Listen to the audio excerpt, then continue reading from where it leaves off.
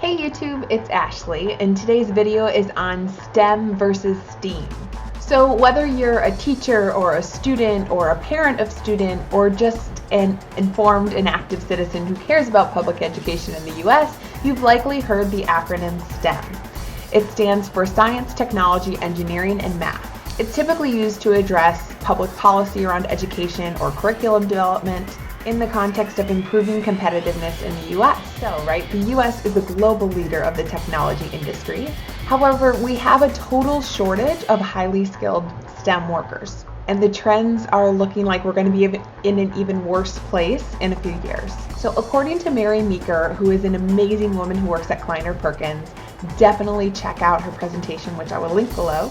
Our tech leaders in the US say that the lack of highly skilled workers coming out of the US is really hindering their ability to compete globally and to grow within the US. A couple really interesting stats that she shared.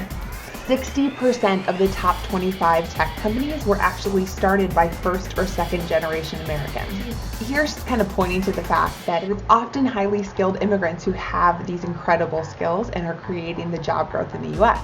As I mentioned, the trends aren't looking good. So by the year 2020, the US expects to have 2.4 times the number of computer science jobs as we do computer science college graduates. A huge discrepancy, right? If you've watched my other video on working in the tech industry, you will know that the US companies here cannot fill these jobs quick enough. Additionally, there's going to be more and more growth that comes from these industries of science, technology, engineering, and math, whether it's in that traditional tech space or it's in like the healthcare space. So net, we're undereducated right now, and we're not forecasting to be able to fill those jobs in the future. Totally worthy cause and really interesting subject. However, in the last few months, really since January, I've started to hear the acronym STEAM replace STEM. So STEAM is the same concept, it just adds the addition of the arts. It's gotten a lot of press. I heard it on NPR. Apparently Elmo is already a supporter of STEAM. And a recent study from my very own Michigan State University just actually proved that participation in arts and crafts activities as a child is actually linked to patents generated and businesses created as an adult. These two things, patents generated and businesses created, they're calling somebody who does those things an inventor. And an inventor is more likely to create high growth, high paying job opportunities here in Michigan at least. So really interesting stuff. So I wanted to share one example of how the arts is being injected into STEM and how schools are actually making this happen. So here in Metro Detroit, we have an elementary school that's actually partnering with local companies, actual professionals, to create project-based learning for their students. So they're partnering with aerospace companies, automotive companies, computer software companies, and the idea is to get kids creating. So they're not just sitting and getting, but they're actually participating in something that creates an end result while they learn. The article I listened to talked about the importance of functionality coming together with design. I think personally we can see the importance of this as just a user of technology, right? Think about why people love the Apple brand so much. It's incredibly beautiful, it's intuitive, it's easy to use, it works as you would expect.